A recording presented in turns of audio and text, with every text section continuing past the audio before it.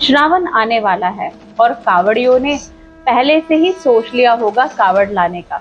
हर साल कावड़िए कावड़ लाते हैं, दूर दूर पैदल चलते हैं और कुछ व्यक्ति तो ऐसे होते हैं जो अपनी दिनचर्या में 1 या 2 किलोमीटर भी नहीं चलते हैं, वो 100 किलोमीटर दूर जाके पैदल जल भरते हैं और भगवान शंकर जी का अभिषेक करते हैं। तो क्या कारण है कावड़ से जल लाने का और क्या इसका विशेष महत्व है, तो आइए जानते हैं।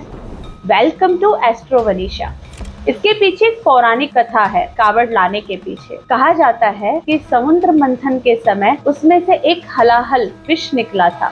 उसकी ज्वाला इतनी गर्मी इतनी ज्यादा थी कि देवता और दानव दोनों ही उस गर्मी को सहन नहीं कर पा रहे थे, जिसमें भगवान विष्णु की प्रेरणा से भगवान शंकर जी ने वह विष पी लिया था। पीने के बाद में उस विष को अपने अंदर नहीं जाने दिया और कंठ में ही धारण कर लिया, जिसकी वजह से वो इतने बेचैन हो गए कि उनके मुख से जो राम राम निकलने वाला था उसकी जगह बम बम निकलने लगा। जब इस तरीके से बम बम निकलने लगा तो यहाँ पर फिर देवताओं ने, क्योंकि उसके अंदर इतनी ज्वाला और इतनी गर्मी थी, तो ठंडक देने के लिए देवताओं ने उनके मस्तक पर जल अभिषेक करना शुरू किया। जल अभिषेक करने से भी जब कुछ नहीं हुआ तो कहा जाता है कि कालांतर में गंगा जी को उनकी ललाट पर स्थापित किया गया। उसके बाद कहा गया कि भक्तजन, इसीलिए भक्तजन दूर दूर से भागीरथी का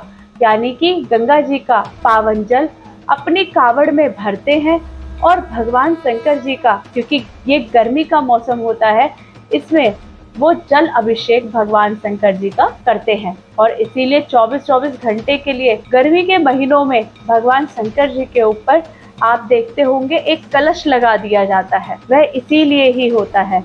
और उसके बाद भक्तजन 100 किलोमीटर दूर जाकर भागीरथी का जल भरते हैं, गंगा जल भरते हैं और उनके मस्तक पर जल अभिषेक करते हैं।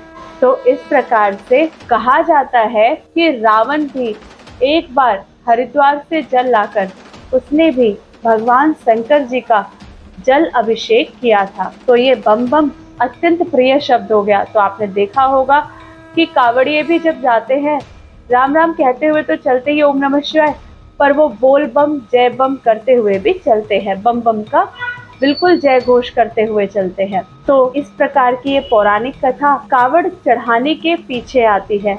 उसी दिन से ये कावड़ चलने लगी और कावड़ चढ़ाने का जो ये सिलसिला, ये परंपरा होती है, ये आने लगी। इसी के साथ जय श्री राम। कमेंट में ओम नमः शिवाय लिखना बिल्कुल मत भूलिएगा।